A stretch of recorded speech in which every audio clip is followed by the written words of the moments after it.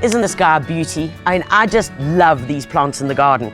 And I really want to encourage you to plant veggies and herbs in amongst your flower bed. I mean, here we've got calendulas, pentstemons all around me.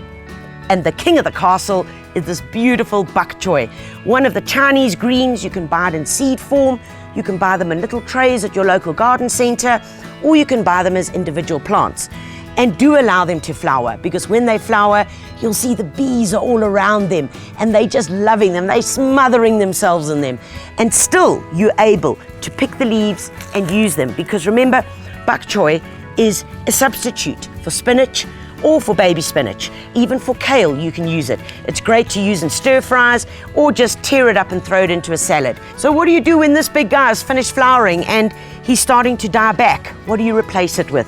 Well, certainly one of my favorites in the entire world is this guy. It's called Spinach Bright Lights. I mean, how wicked is this? This is spinach on steroids, baby. And it's got these lovely red stems. You get them with lime green, with yellow. And for me, this is not an ordinary spinach or Swiss chard. In fact, this is an awesome guy. Certainly deserves to have a place in your garden. And remember, the more you pick, the more it's gonna go and produce more leaves for you.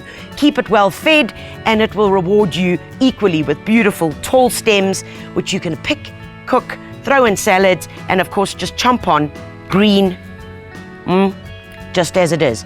But not only that, I nearly forgot to tell you that this baby, the most important thing about it as well, is that the flowers are edible.